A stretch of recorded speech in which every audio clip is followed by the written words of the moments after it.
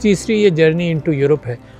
یہ کتاب اکبر ایس احمد صاحب کی لکھی ہوئی ہے، اور یہ جب یورپ کے اندر مسلمانوں کے حوالے سے بوسنیا اور یہ سب جگہوں پر اسلاموفوبیا بڑھا تو انہوں نے سارے یورپ کا کئی مہینے چکر لگایا۔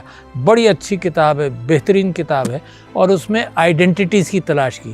دیکھیے جو پچھلی 2 کتابوں کا ذکر کیا اسی میں بھی متلاشی ہوں کہ دنیا میں ہو کیا رہا ہے، کس بنیاد پر انسان سوچتا ہے۔ تو وہاں پر یورپ کے اندر انہوں نے ذکر کیا، اور اوروں نے بھی اس بات کا ذکر کیا کہ 4 قسم کی جنرل آئیڈینٹیٹیز ہیں، جس کے اندر ایک ہے پرائمورڈیل آئیڈینٹیٹی، جس میں لوگ اپنے پرانی وراثت، پری ہسٹورک اور ہسٹورک وراثت، جس میں خداؤں کا ذکر ہے، جس ریجن کے خدا جس انداز سے تھے، وہ پرائمورڈیل آئیڈینٹیٹی سے اپنے آپ کو وابستہ کرتے ہیں۔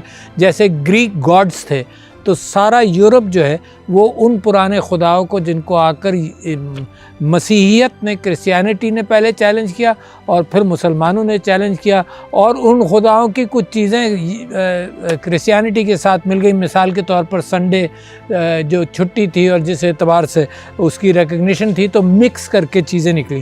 تو پہلی تو یہ پرانی آئیڈینٹی جو بار بار نکلتی ہے، آج کل کی فلموں کے اندر بھی آپ کو نظر آتا ہوگا کہ جناب گریک گاڈز کے اعتبار سے تھور اور پتہ نہیں کس کس کا ذکر ہے، وہ آئیڈینٹی نکلتی ہے۔ اور بار بار بعد میں جرمنی کا لفظ جو ہے ٹیسیٹس نے گریس کے اندر سب سے پہلے استعمال کیا کہ یہ ہے وہ پرائمورڈیل آئیڈینٹی جس سے ہم تعلق رکھتے ہیں۔ دوسری ہے پریڈیٹر آئیڈینٹی۔ پریڈیٹر آئیڈینٹی وہ ہے کہ جو پرائمورڈیل کے ساتھ بہت ایگریسو ہے، وہ اپنے آپ کو امپوز کرنا چاہتی ہے، جس انداز سے ہٹلر نے اپنے آپ کو جرمینک ریس کے اعتبار سے، آرین ریس کے اعتبار سے اپنے آپ کو پش کیا۔ جو موجودہ دور ہے وہ ایک پلورلسٹک آئیڈینٹی کی طرف جانا چاہتا ہے، جس میں ساری آئیڈینٹیز ساتھ رہ سکتی ہیں، مثال کے طور پر جمہوریت کے ذریعے۔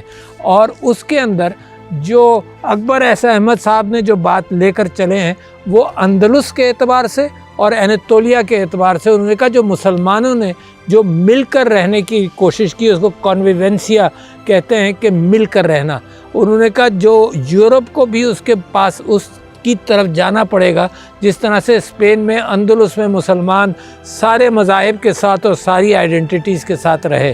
تو لہٰذا ایک بہت بڑی آئیڈینٹی کے اعتبار سے چلا ہے۔ اور آپ یہ دیکھ لیجئے کہ جہاں ریلیجیس آئیڈینٹیز ہیں، اس میں آج آپ دیکھیے یورپ کو پریشانی یہ ہے کہ یورپ نے بھی اپنی یورپین آئیڈینٹی کی طرف آئے کہ کون لوگ یورپین یونین کے ممبر بن سکتے ہیں، ترک کی یورپین یونین کا نہیں بن سکتا ممبر۔ تو لہٰذا یہ جو پریڈیٹر اور پرائمورڈیل آئیڈینٹیز ہیں، اس کے حوالے سے جو کانفلکٹ ہے، اس کے اندر اسلام کا رول، مسلمانوں کا رول اور ایکسیپٹیبلٹی آئے۔